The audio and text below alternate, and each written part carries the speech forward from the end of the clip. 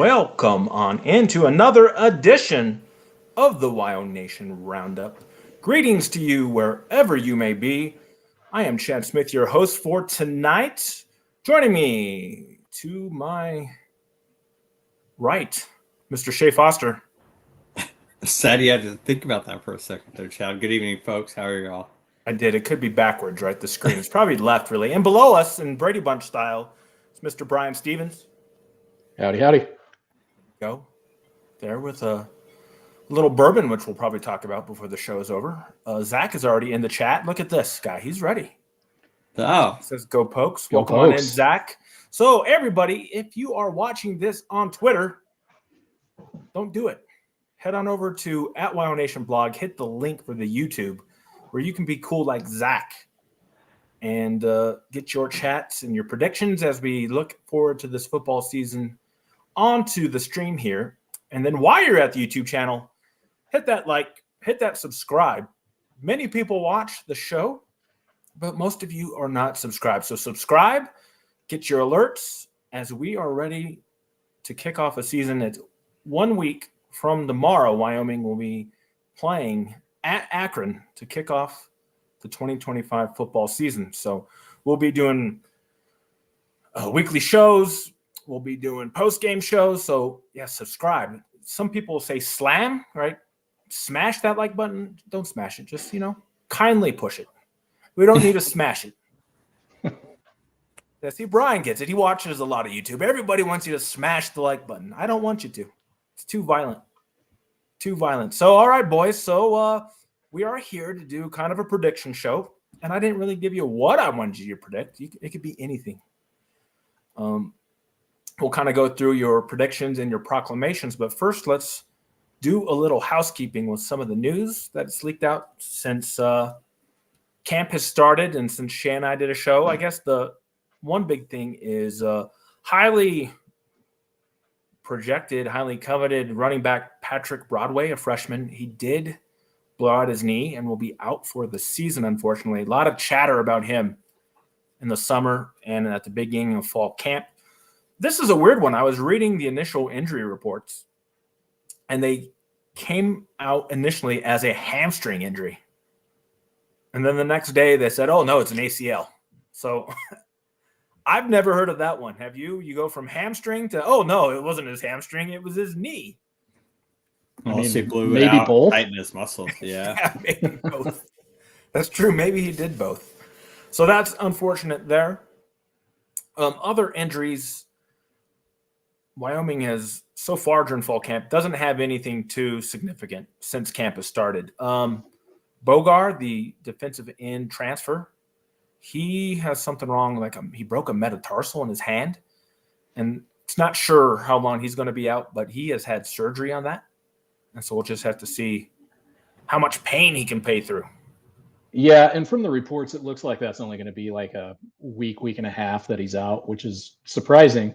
If he does play at Akron, we saw reports that he's going to play with a cast, but Sure. We need DNs. There's a reason we brought in all the transfer DNs this year, so hopefully he's ready to go. Yeah, and then the only one that's really kind of close to long term, and it isn't. I've heard anything from 2 to 4 weeks. Is Jake Wilson's got some kind of cyst in his knee that he's got getting removed? Yeah. So he's had it removed. Luckily, our tight end room, between tight ends and running backs, I'm not sure which is the deeper position on the team. So we're not hurting at either place. Yeah. It'd be nice to have him. He's a big body, but I mean, if he can hang on to a red shirt, that wouldn't be terrible. Listen, Herb is my favorite tight end. He might be my favorite player on the team. So yeah, as long as Herb's on the field, or in Herb we trust. So you know that there's going to be some nasty run blocks when he that dude just flattens people. It's great. Yep. So that's one thing I am looking forward to. And I guess like the biggest news so far, so we are expecting, of course, the depth chart to be released Monday of next week.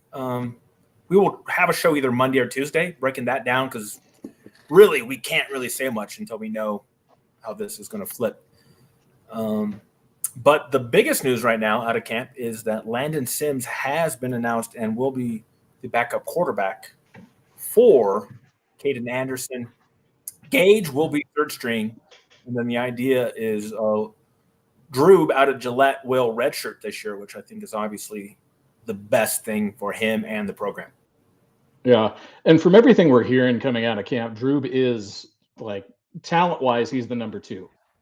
But they're doing the right thing by, kind of easing him into the game, making sure he's ready to go and doesn't get, thrown into the fire like so many quarterbacks we've seen in the past. Yeah, Exactly. and guys are away from home from the first time in college, so I mean, why not just redshirt him? Doesn't hurt the program. I watched Utah State send their 4th string against Wyoming and beat them. So Jay Johnson's got a good system if it does come down to Mason for whatever reason. So we'll see how it pans out. Yeah. Any other news or notes of the past couple weeks that I might have missed that you guys would like to put out there? The linebacker competition's been interesting. I think we've heard probably 6 or 7 players that could be in the starting lineup. Obviously Gary Rutherford, they're very high on him. Stolzatz out of VMI, we know he redshirted last year, and it sounds like he's leading the way. We haven't heard much about Dash Bauman, but we heard a ton about him last year. I would expect that we'll see him quite a bit. But linebacker is going to be a very interesting position, especially with the struggles that were there last year. Yeah, no, Stolzatz he's the new transfer, right? From Oklahoma Baptist or something crazy, right? Oh, right. Yeah. Mm-hmm. Yeah. No, you're good. Just correcting you there. There's so many new ones. There is. I know there is. I was going to say, right. So the biggest thing here is, and this roster needed it, right? Once you had such a bad season as we had last year, you needed some roster turnover. And I think what is the number is 46 new players on the roster. Yeah. This year, which when you're talking about roughly 105, let's say, right? Even though that's not being completely enforced, some kids are grandfathered, but that's a good 30 to 40% of the roster that's been turned over already. So, and Wyoming will probably have to do that again to be competitive. So we'll see there. Maybe. I mean, Wyoming seems to retain a lot of players, and Jay was pretty open. I do appreciate this about the coach is he basically called out TK King without saying his name and saying, well, we had some troublemakers and now they're playing for New Mexico State. So really, he said it that pointedly? Yeah. I'll pull up the clip and I'll send it. Yeah. It was hilarious. And it was nice to hear a coach say that, hey, I got rid of this guy because he was a cancer in our program. Well, the linebacker, Wyoming's defense has always relied on linebackers. And last year, your middle linebacker was literally running away from plays. He was running opposite the play flow. Yeah. So if you have 6 guys and you're just rotating those guys in and out, where there's just nothing but speed coming at you, great. I hate the fact that I don't want to see another Coach Bowl era where we hear about these players, Jalen Sargent, and they never play. Yeah. I would love to see Dash Bauman. We talked about Chad Puma 2.0, Savell's words, not mine. Mm-hmm. And he hasn't seen the field. And I kept saying that last year. And I said, just bench Shea Malawia. The dude is lost on the field. Play the players that are going to be here for next year. And I hope Savell has learned his lesson and just plays the best players and not the guys that are his best friends. Yeah. And that's really going to be the key. So, yeah. So that's kind of the news of camp. And I really think that starts, Shea, with not naming captains, I think is a bigger deal than we're giving it credit. Yeah, you're right. I feel like he may have played people that maybe weren't the best on the field because they were team captains. 100%. And I think not naming captains is going to help him out just as much as it's going to help the team. Hey, as long as Laramie Lanes isn't sponsoring the center to quarterback exchange this year, I'll be happy. Are we going with game captains then this year? Is that the system? I think that's it. Yeah. I would assume Jack Walsh is probably out there quite frequently as a game captain. The guy just seems like a leader. But we'll see what happens. Yeah. 100%. So yeah, I'm just trying to think. I think that's pretty much right. Not a whole lot of news coverage out there. We kind of get scraps, um, and it's just not as visible as a lot of programs out there getting these interviews and stuff. You can find them and you can get info, but you gotta kind of go hunting. So yeah, with that in mind, let's kind of churn the page here to prediction time, and it can be as big as small as you want, and you can have more than one. We'll take one at a time. We'll kind of cycle through. But anything you would like to predict or proclaim that you think you may know, or what you think may happen with this Wyoming football team, I am all ears. I will take your prediction, and I might even grade it. So Shea's ready to go. Yeah, I'm concerned Wyoming is trying to peak itself too early. Like they're how pumping so? themselves Explain. up. They're pumping themselves up in camp. We're great. We're hitting hard. And I think fans should be ready for this. There's gonna be a Jekyll and Hyde. The team is gonna be so pumped up in Akron, they're gonna make a lot of mistakes and they're gonna come back and blow them out. Or they're just not good. And Wyoming is a 1-11, 2-10 team this year. So when we see the Akron, and if we win ugly at Akron, like last second field goal, I'll call it a 2-10 season. But if Wyoming starts out ugly but pulls away really late and like kind of dominates the team late, I'll call it a 9-3 season. That is a huge gap there, Shea. Well, let's make no Akron, mistake. Akron is not a good football team. Terrible. Yeah, I haven't looked at the lines yet. There's got to be a line out by now. It's going down. The line's going towards Akron. Okay, what is it? It started at 10 to Wyoming. It's now down to 7.5, 7 to Wyoming. Still, the line's going down. It's trending.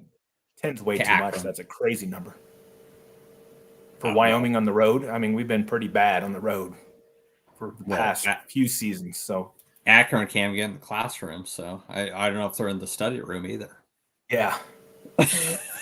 Interesting. So yeah, you're saying down 7.5. Yeah, and again, I remember having this show this time last year to where we were like, I have no idea what this team is going to look like. And I am in the same position, and it sounds like Shea is too. He's like, Shea's predicting anywhere from like a complete disaster that will surely get Saville fired to 9-3, which is pretty wild. I can't envision 9-3 in any world, Shea. How does please build the 9-3? Well, you think about it. I don't think Saville's his handoff on the defense like Koning was. Koning could have been a 9-3 team, but Koning refused to take over the defense. Wyoming would score 35 points, but give up 55 points. Yeah. I think Wyoming's offense is capable of putting up 35 points a game. I don't think there's a doubt. Big number, which we haven't done since Josh Allen. Look at Wyoming's schedule. There's no great defense on Wyoming's schedule.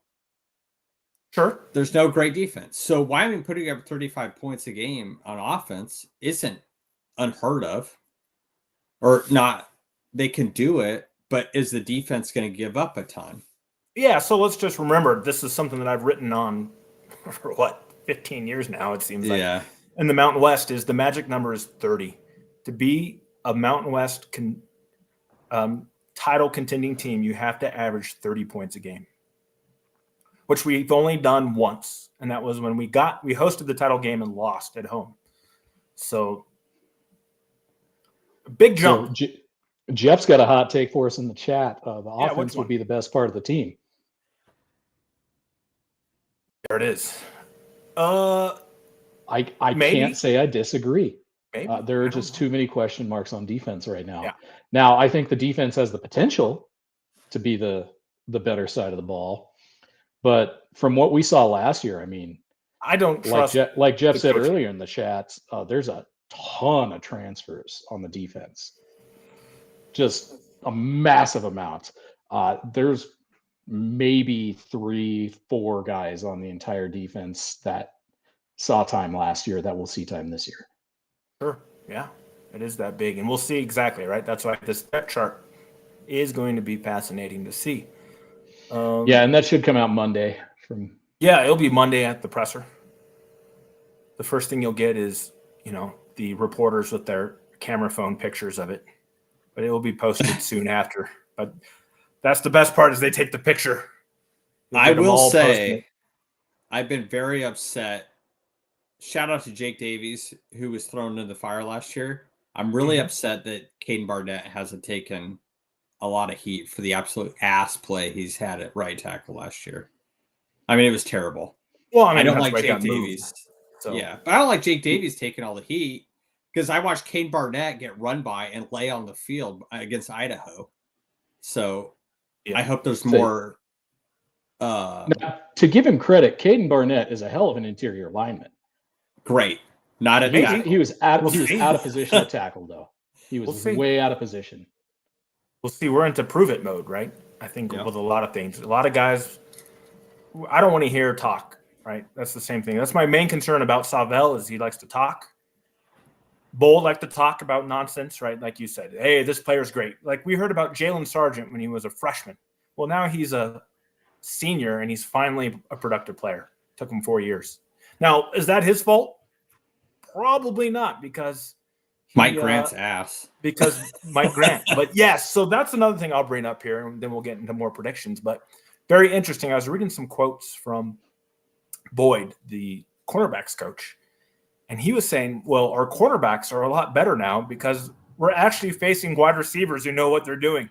And I'm like, well, that's shots fired right there. Grant got a job just because he was Bull's buddy at Nebraska. No ifs, ands, buts about it. And we suffered on offense for it for years. Now we have an actual wide receivers coach in Javon Bonight who has coached at schools where they could actually know how to run routes. He's been at Texas Tech. He's been at Kentucky. He's been at Oregon. And every wide receiver is just gushing over the coaching that they're finally getting. And it clicked to me when I read that quote. I go, he's right. The cornerbacks and the DBs should get better because they're facing wide receivers who are actually being coached to play wide receiver instead of whatever the hell it is we were watching for 10 years. I also have to give Benny Boyd some credits. He knows that his secondary has been bad, and he's challenging them. He's letting them know. He's like, they're blaming you, and they damn well should be. There were several players that are no longer with the team that were garbage. And some of it is secondary scheme. Last year.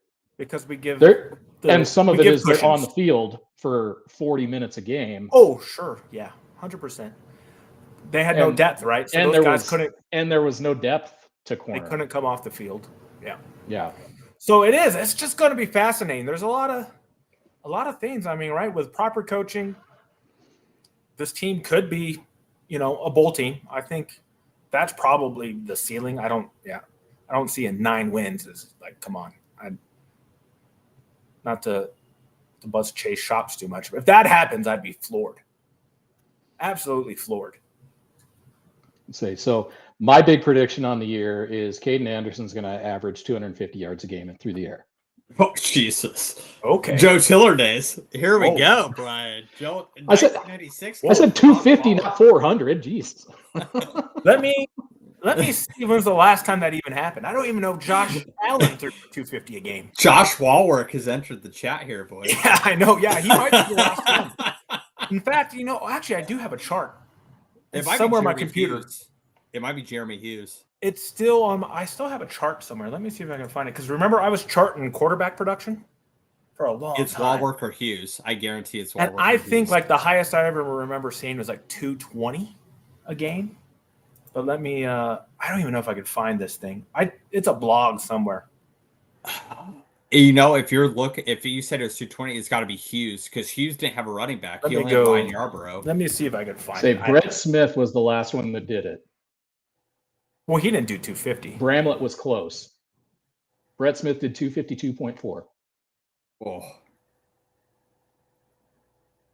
I think that's career. I think that's career. Hold on. I don't know. Hold on. Let me. The Hawaii game doesn't count, Brian, where he threw for like 700 yards. Let me see if I can find. I don't don't know where it is. It was called like passing. Let's see if I can find it. It's got to be. Here we go. I just Sports found reference. it. But it's a few years old. This is an old one. But Well, let's it see doesn't here. matter. We're talking about. Yeah, here we go. Bulls This is from offense, don't worry. 2021. So I just found it. And I have updated it. But this is the last one that I've saved. Let's see here. I don't have yards. I was tracking like attempts per game. So we've got Brett Smith in 13 had 281.3. Oh, here we go. I do have yards per Okay, game how's by this? coach. I'll say Caden Anderson has 4 games over 250. There we go. Oh, that yeah, more 100%. So powerful the years? only time we had 250 a game, we averaged that under Koning, as you remember, Shea. But you go back to Tiller. Guess Tiller's number. It's actually ridiculous when you think about it now, considering the football in the 90s. All right, 275. Remember, football in the 90s, you could still hit people. How about 292 a game under Tiller was our passing. And he had Rhino. He had Rhino at running back. Yeah.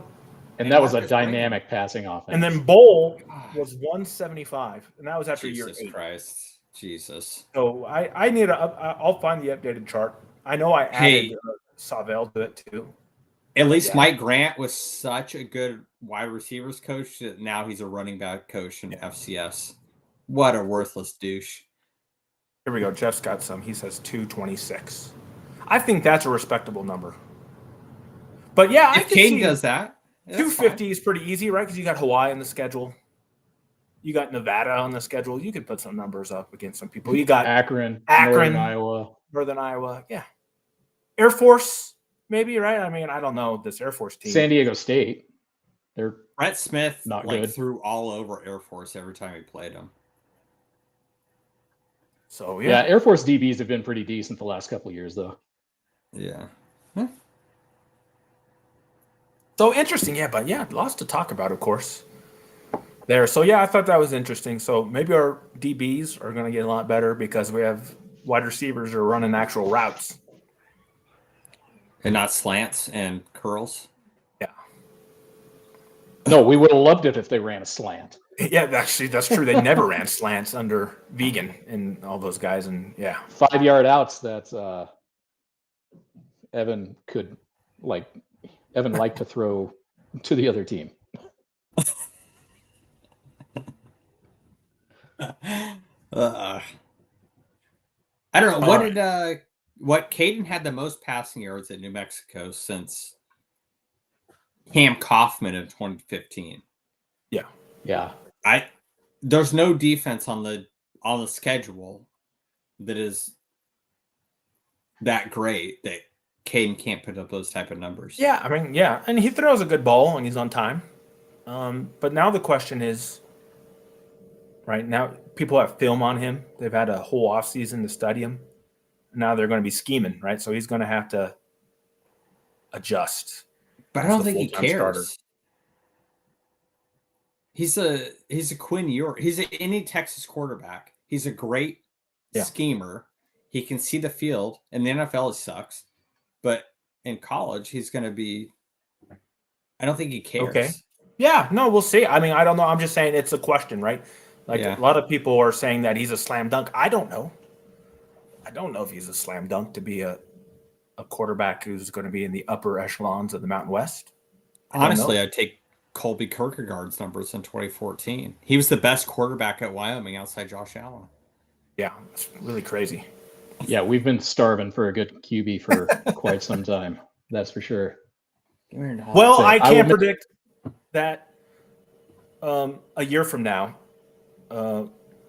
Anderson will not be playing tight end. So I think that's good news for everybody. And what does the dog think about this whole situation? Nala says the new puppy experience. Yeah, she hasn't experienced football season with me yet. So so she's gonna have to find a hiding spot. She's like, why is Dad so angry? If I watch one more offensive lineman fall down on a pass scheme, I'm gonna punch my computer. Look, this is what you get offensive line. That face is going to get a good view McLaughlin style. I would never do that. I love my Of dogs. course, I know. Oh boy.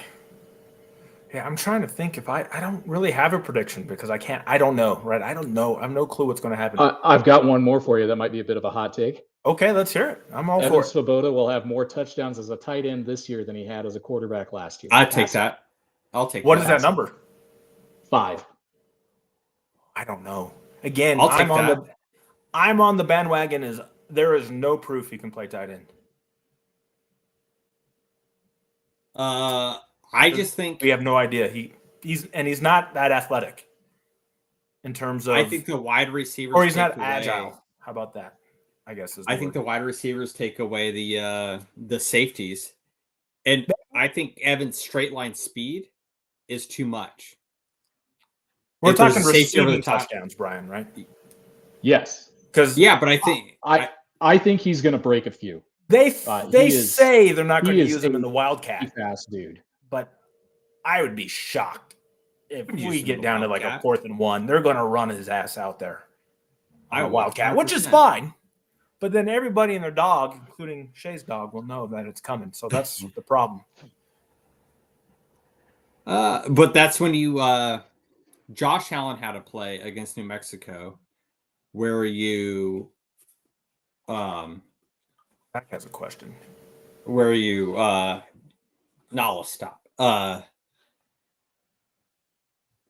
Where you fake that Wildcat and you send the tight end to John Mike or Jake Wilson or Yeah. my dude, Yeah. and you just jump a pass off. Jump past it. Yeah, they should do that, of course. Any coaches with a brain would have tried that instead of running them up the middle time and time. Getting back to Zach, Yeah. I can tell you exactly what happened to Evan. He did look good behind Peasley, but he's an athlete. He's got a great arm. I'll give him that. But much like you saw Tim Tebow in the pros, like there are guys that are good athletes that shouldn't necessarily be playing quarterback. And this is nothing against Evan. Evan's a great dude. Like his character is undeniable. He's a team first guy. He's just not a good quarterback. And I think it says a lot about him that he was willing to move to tight end. Yeah, and we'll see where he is on the depth chart, right? He's gonna be number 2. I mean, he should be like 4th at best. I mean, because he's really right. I'll agree with Shea. I think he's going to be number 2. We'll see. But he shouldn't be. Gillenborg, Evan, and Herb. I mean, 1, 2, Herb's 3. a better tight end than Herb's played it. Herb can block. Herb's basically another tackle. Like I that love dude's it. a monster. I It's love. Yeah, I know. If But he can block. Radical- We have no proof. If he's going to be your number 2 tight end in a 2 tight end set, he's got to be able to block a defensive end. We haven't seen it in a game. Well, we're not talking about the whole season. We're talking opening day. Okay. You think he'll be Listen. number 2 opening day. All right. If Herb had an NIL on Brown and Gold's NIL pro, I would buy a jersey. I love that dude. Yeah. Herb's my Maybe. man. Yeah, you should probably check.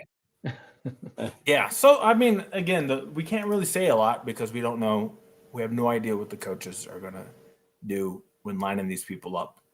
So it is with so many new players and so many transfers, it's going to be very fascinating to get that depth chart. So, yeah. Any other? What's your season predictions there, Brian and Chad? I said mine. I said You're either going complete disaster or like conference title winning record. but it depends Wild. on the Akron game. I'm all on the Akron game. It depends on the That's Akron where I'm at too. Until I see the Akron game, I have no idea. First glance at it, let's see. 1, 2, 3, 4.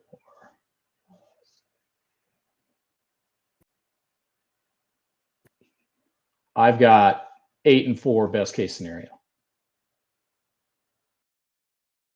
Sure. And if we get to 8 wins, I think every one of us should be ecstatic, especially after the season last year. 100%. 100%.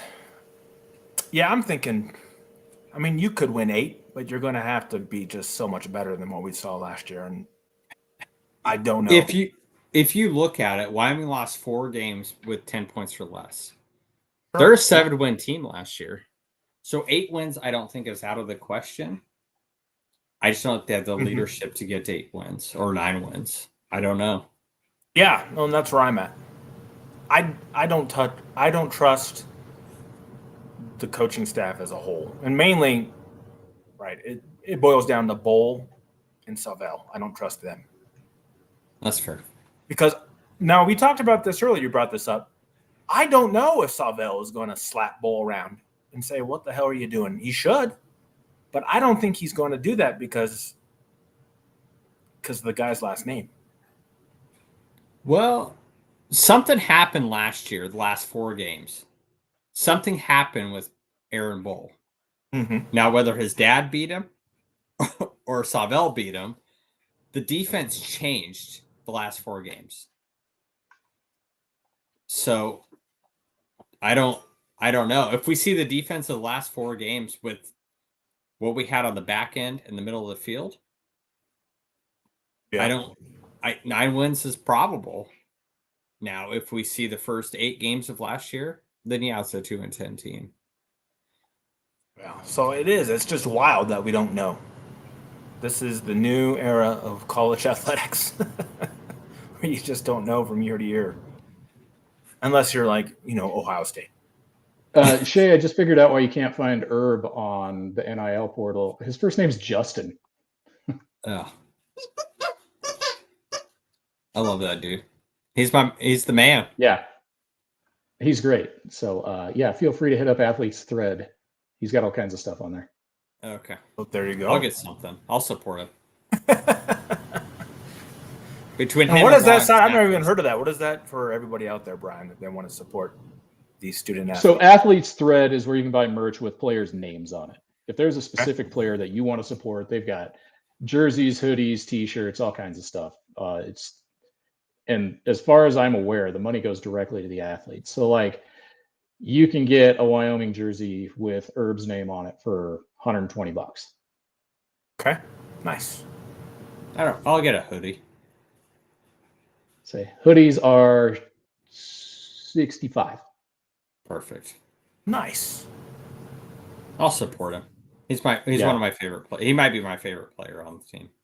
Say, but for real, I bought a Manyao jersey a couple of years ago, which I kind of regret now. But yeah. but they're good products. Like, I highly recommend Athletes Thread. Like, they're not sponsoring us, but by all means support the student athletes, because as things stand these days, we gotta they've got to make some money or they're you have no not gonna choice. stay. Yeah. Yeah. So let's talk about, I guess, kind of the 2 things that I want to focus on is let's get your predictions on the running backs and the wide receiver room, what that's going to look like when the depth chart comes out. It sounds like running back is really tight. Sam Scott's going to get the nod at Akron. I don't know how many snaps he's going to get, but he's going to be the first guy out there.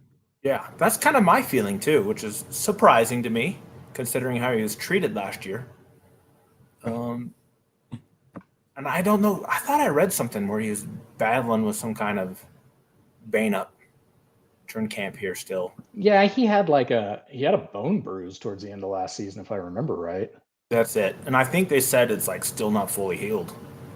Yeah. Which is crazy. Not good when your job involves getting tackled by large men to have a bone bruise. I mean, he was the only running back that could break a tackle last year, even hurt. So yeah, and so we'll have to see if how these new guys do. Right, you got a lot of. I heard a lot of chatter about White actually might be in the actual rotation, which is pretty wild considering he never got a sniff of any meaningful time at Iowa. Doesn't mean he's a bad player, right? It's just interesting. Yeah, they've been pretty high on. I mean, we've heard every running back's name at this point. Yeah. Even Nikos Varelis, who was moved from safety last year just because they needed depth. They've got good things to say about him. They've got good things to say about Nico Hamilton. Taron Kelman, they said some good things about him, but it seems like he's kind of fallen off. Same with who's Damasha Harris. Harris. Yeah. He's been hurt though, so I think he's coming back into the fold. They're pretty high on him too. Yeah. And then Jeff says, another freshman running back in Harris. Yeah. So, Toad Harris he's legit. He's going to be but really freaking I don't good. know. Yeah, it's interesting how you're going to balance all those guys out. The nice thing is you've got a guy like Harris who is just crazy fast. Like I was talking to Keith Kelly the other night. That kid has got some wheels, apparently. Okay. Good. No, it's good. We've had some breakaway threats, but not lately. And so, I mean, if you can find someone who can hit a hole and get some speed, especially right in the fourth quarter at altitude, look out. I mean, your running back room is probably like 2014 at Wyoming. I thought Wyoming's 2014 running back room is one of the deepest we've seen in the longest time. You had Sean Wick, DJ May, Brian Hill. Yeah. Cap Scott. I mean, Wyoming's running back room was legit. So to have, 4 deep, why not send them out there? And it sounds like the one kid whose speed to Berg will be on kick return. So hopefully, credit to Savell. It was nice to see him take the handcuffs of TK King. Like, hey, if you get the ball in any type of return ability, send it. Yeah. There's really no downside. Who cares? Yeah. Who cares? Send it. You get to the 20 by 25, I don't care. Your chances of breaking something is greater than starting 5 yards, whatever that 5 yards is. Mm-hmm. Yeah, and then also on offense, wide receiver seems pretty competitive. And we'll see. Yeah, so we've heard a lot about Bryson Brantley being really good and being a really good target. And from what I hear, he's like the number 5 receiver right now. Yeah. So that says a lot about how Jalen Sargent and Chris Durr and, the guys that we're more familiar with are going to look. Jalen Bean, we've heard a lot of good things about. Holman. Oh, Holman's been hurt. Yeah. Yeah, hammy, I think, if I remember right. Sargent's going to be good. Clay Nanke's probably going to see a lot of time. He was pretty good as a receiver last year at tight end. I think splitting him out's a good idea. He's huge for a receiver. He's 6'6", 240. Like, he's going to be a great slot receiver. And then I guess in the red zone. Is that the guy's name? Is another guy. That's he's going to play. Yeah, and they've already said they're burning his red shirt too. I think he's already won the kick return duties, if I remember right. Correct. Yeah, so I mean that's good. We're getting more athletic for sure than last year's team. I mean, this team could be Arizona State reincarnated, just guys that want to play football, We've heard a lot about how Kenny Dillingham and Jay Sawville talked a lot after the game last year, and Dillingham was like, grab guys from lower levels. They want to play. They're hungry. Yeah, and that's exactly what they works. did. So, now we're going to try it at the Mountain West level. So see if we can find our own version of Cam Scatabo. 46 new players. So, the depth chart is going to be great. I would take, 10% of Scatabo would be amazing. I'd take functional offense. Quarterback. I would take the quarterback over what we said. Yeah, we were functional last year. Yeah, if you put functional. After we benched Evan, we were functional. Yeah. Once Anderson was the quarterback, we were a functional offense. So it sounds like Anderson worked on his speed this year too, so maybe he's a running threat as well. He's not slow. I didn't look at his numbers from last year. Let's look. Did he? Let me take a look. He didn't run a ton. Look. But I mean, he's mobile enough. He can run a little, but and maybe they'll do it now that they have now. Maybe they trust Sims a little bit because the problem is if you run your quarterback, it's just a matter of time before they get hurt. But in this day and age, right, pretty much every college football team plays at least 2 quarterbacks. Yeah, it's going to happen. So let me look here. Rushing. What did he do last year? Not good. Yeah, 22 for 49, mostly on who knows, right? Well, there was a bunch of them that were probably sacks too. Yeah, those work in sacks because sacks count as rush attempts in college football, which is really the dumbest thing on earth, stat wise. I don't understand that.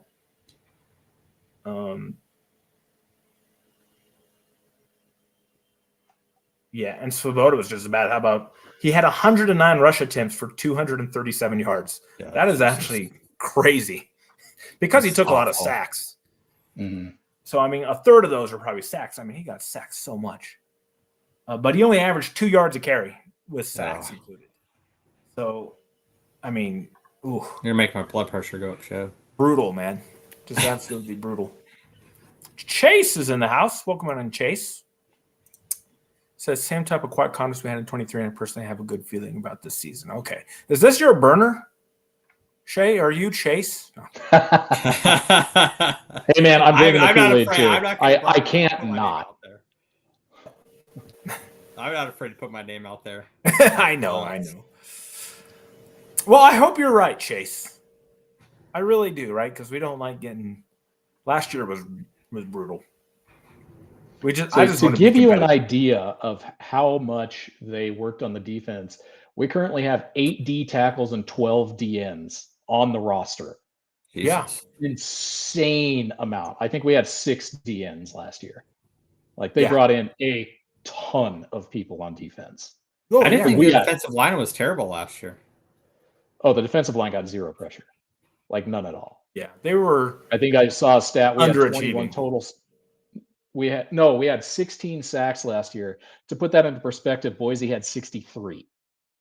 That's perfect. Yeah. That's a championship team right there, Brian. Yeah, right. But the rest of the conference averaged like 30. So, yeah, I can look that up really quick. Let's go conferences. Mountain West. Let's look at sacks. Team sacks. Are you ready? Oh, that's. I don't think Wyoming was last. That's individual. Like hold on. I need to go. Team leaders. Here we go. Sacks. Hold on 1 second here. Sacks. Wyoming was. We were ahead of Nevada and New Mexico. We had 15 sacks. Perfect. Yeah. Boise had 55 last year. That's a wild number. UNLV, 42. San Diego State, 32.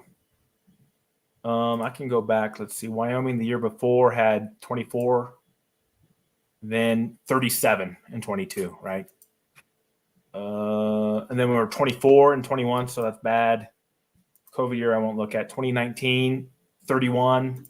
2018, 19. We kind of go up and down. It's weird. 33. We kind of like are in the top 5, and then we go to the bottom 5. So we're due for a top 5 sack season here based off history, which they're going to need, right? Yeah. So yeah, I'm like it's definitely possible. Yeah. So again, so many question marks, but a lot of potential and opportunity with those question marks, obviously. So we don't know until they take the field. Fortunately, they're playing a very bad Akron team. It is on the road, so that will kind of even things out. A lot of guys playing their first D1 game. I'm sure we all remember Sean Chambers against UConn a few years back. No, let's not see that. Yeah. Yeah, that was a little brutal. I'm hearing, per Jeff, the presser for Friday, there's going to be a presser on Friday for the Akron game, Vice Monday, which is the Thursday night game. Oh, okay. So they're treating So we may see the depth chart Friday. On Friday. Oh, interesting. That makes sense. True, yeah. Okay. Well, all right. Well, maybe we'll have to do a show on Saturday. A depth chart show. That'd be fun. Okay, that makes sense. They're going to move things up because I'm sure they'll want to travel out to Akron like on Tuesday or Wednesday. I'm assuming they'll travel. Yeah, they'll probably take off Wednesday morning. Yeah. So, all right. Yeah. So there we are. Football is here. We do have week 0, right, this weekend. I know Hawaii's Farmageddon. Farmageddon. Oh, Farmageddon's week 0? Get out of here. In Ireland. Oh, okay. That's the Dublin game. Really? I'm surprised that's a conference game they're playing in right off the bat, huh? In Dublin. I know Fake Wyo Sports he's a K-State guy, so Okay, I'll watch that. That is good television. yeah, noon, a little noon kickoff. I remember on a last Saturday. year's Farmageddon was like in that blizzard, if I remember correctly, or the year before. I don't One of know. them. It was a good game. It's usually a good game. That's fun. All right, there we go. Yeah. So some week 0. Let's look up what other Yeah, week 0. so we got You got Farmageddon it? in Dublin Saturday at 10 a.m. Mountain. Okay. Idaho State's at UNLV at 2 p.m. UNLV should just destroy them. They should. Yeah. Yeah. Fresno at Kansas on Fox at 4:30. That'll be a good one. Okay. I think Kansas will probably rock them. Kansas I is don't not think bad. Fresno's- Yeah, they I got a don't good think coach. Fresno's good this year. Sam Houston at Western Kentucky, 5 o'clock on CBS Sports. That should be pretty good. Oh. And then the And Sam nightcap, Houston's D1 now. Well, they're like Sunbelt or something, right? they Who? are. Yeah. They weren't great last year, but Sure. But they are. They used to be FCS. they're but now transitioning in. they're So, D1 or FBS. and then the nightcap, you've got the Trees at the Rainbows at 5:30 that's right. on CBS. Oh, it's Stanford. Stanford at Hawaii, and Hawaii's favored by 2.5. I have no idea That's home what's going field. to happen there. That's home field. Yeah. Oh yeah, Stanford's not Like good though. you can never count on a win on the islands. I don't care how bad Hawaii is. You can never just No, count that. very as a win. tough. Yeah, look at Wyoming football. Yeah. Exactly.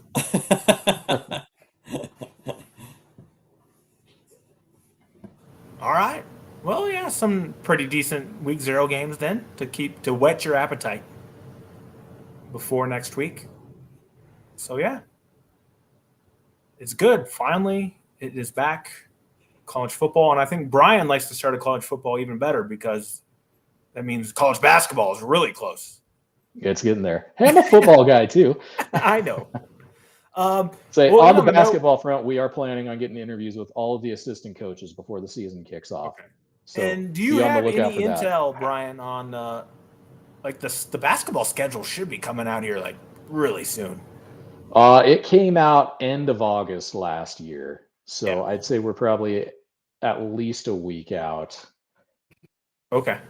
And that'll be interesting But to see. they're starting to leak out a little bit. Like we Yeah. probably won't have a full schedule until middle to end of September when they get the conference schedule out. But few good things on it. Like we're going to be playing Grand Canyon again. Grand Canyon's a great basketball school. Yes. And whoa, the hold on. basketball As long as that lawsuit from CSU and Boise, I mean, have you seen that? Oh yeah, nonsense? that's definitely They- going to stop them. Those schools, the Pac-12 losers, have actually sued the conference for allowing Grand Canyon to come in early because it hurts their athletic brand or some bullshit. I hope that Grand Canyon boat races all of them. Yes. If Wyoming can't So- win the title, I hope Grand Canyon wins the Mountain West title in their first year. Say the other thing I think we're going to hear from all the coaches is that this is going to be the team that everybody's been begging for since Steve McLean left. They're going to be running up and down the floor. We don't have a true big. We're a small team. Supposedly. Yeah. They're going to be It's flying exciting. all over the place. So Exciting. I'll And believe I it when I see it. We've heard this a lot of times, but I'd love to see that. And if you go to my Twitter feed at WyoNation blog, you'll see he was on some like basketball podcast. Sonny was, and it looks like it was a talk, like a lot of tactics talk too. I haven't listened. Oh to yeah, it. it was way down in the weeds. I loved it. Was it? Okay, you've already listened Yeah. to it, and we're loving it. Oh yeah. Okay. Yeah, I need to listen to it. Sounds like it was a lot of not tactics, but I guess what do you call No, it? it's X's and O's, man. Yeah. Like it's coaching all day, and it's Mhm. it's interesting to hear. Like Jeff Linder's teams are some of the teams that practice most 5-on-5. Because when you get to college, they usually practice in groups, and then they get together for a little bit of 5-on-5. But Yeah. as Sonny said on that podcast, not to give it away, but the more you practice 5-on-5, the better it's going to look. Go. Hero Zach is in here. Second the notion about GCU, the defectors can kick rocks. That's right. Absolutely. So I'll have to listen to that. It's got the Brian stamp of approval, that podcast. So yeah, check that out. If you're not a basketball nerd, it's probably not going to be your thing. But Yeah, I want to learn, right? Because I don't know like anything about in the weeds of basketball. It's one thing that I've never really take the time to learn. So it'll be listening to his systems and his philosophy and kind of at a coach's level will be interesting. So, all right, boys. As he is Sundance Wicks, he's incredibly excited about everything. Yes. I mean, he could be talking about, right? We could take him He'd to be the talking old, about like, painting his house and how awesome like, it is, man. have him be like giving a lecture in the geology lab about rocks. I'm sure that'd be exciting as well. So, all right, boys. Well, thanks for hanging out tonight.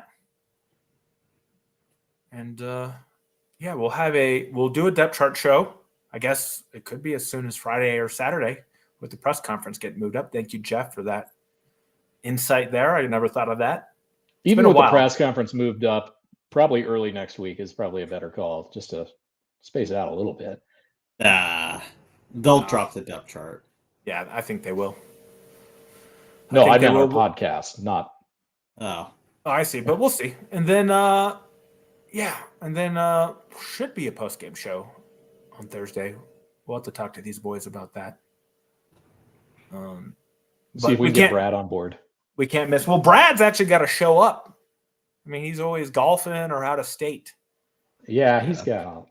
That guy might as well be Taylor Swift with. He's too busy for us these days, well, Brad. I think it's time that we remove him. It's a hostile takeover of WyoNation. Probably needs to happen. Say, Brad, I know you're going to watch this later. I did an interview from a hotel room in Indianapolis. You can definitely get on wherever the hell you are. There we go. True, the technology does exist. So, all right, everybody. Thank you for joining us on this edition of the WyoNation Roundup. We will be back soon, as I said, with some more football talk. And then next week, the post-game shows will start. So thank you for hanging out with us. Everybody take care, and we'll see you all real soon. Go Pokes.